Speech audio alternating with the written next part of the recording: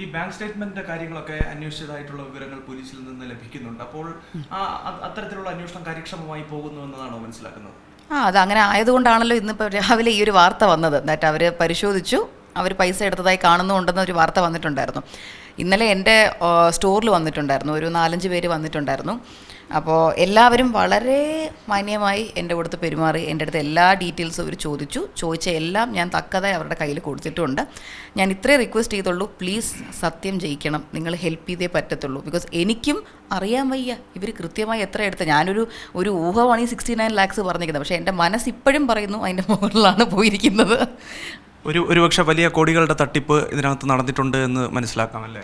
കാര്യം ഈ walk in കസ്റ്റമേഴ്സിൻ്റെ ഡീറ്റെയിൽസാണ് നമുക്കിത് പെട്ടെന്ന് കിട്ടിയത്. അക്കൗണ്ട്സും സ്റ്റോക്കും ഒക്കെ കൂടെ ചെക്ക് ചെയ്ത് വന്നപ്പോഴത്തേക്കും വാക്ക് ഇൻ കസ്റ്റമേഴ്സിൻ്റെയാണ് നമുക്ക് ആദ്യം കിട്ടിയത് ഡീറ്റെയിൽസ്. പ്ലസ് ഒരുപാട് പേരുടെ സ്ക്രീൻഷോട്ട്സ് ഉണ്ട്. അത് ആഡപ്പ് ചെയ്യുമ്പോഴേ ലാക്സ് ക്രോസ് ചെയ്ത് കഴിഞ്ഞു. പിന്നെ വാട്സാപ്പ് ഫോൺ, അത് നമ്മുടെ ഓഫീസ് ഫോണുണ്ട്, അതിനകത്ത് വാട്സാപ്പ് നമ്മൾ ചെക്ക് ചെയ്യുമ്പോഴും അതിനകത്തുള്ള ഒരുപാട് സ്ക്രീൻഷോട്ട്സ് നമുക്ക് കിട്ടിയത്. ആ ചാറ്റെല്ലാം ചെക്ക് ചെയ്യുമ്പോൾ ആ ചാറ്റ് ഒന്നും അവിടെ ഇല്ല. ഈ കുട്ടി ബിസിനസ് നടത്തിയത് മുഴുവൻ എനിക്ക് ഫോൺ കൈമാറുന്നതിന് മുന്നേ മുഴുവൻ ചാറ്റ് ഡിലീറ്റ് ചെയ്ത് കളഞ്ഞിരുന്നു. പക്ഷേ ഭാഗ്യവശാൽ ആ ചാറ്റുകൾ എൻ്റെ കയ്യിൽ കിട്ടി. കസ്റ്റമേഴ്സിൻ്റെ കയ്യിലുണ്ടാവുമല്ലോ, അവരിങ്ങോട്ട് ഫോർവേഡ് ചെയ്തു.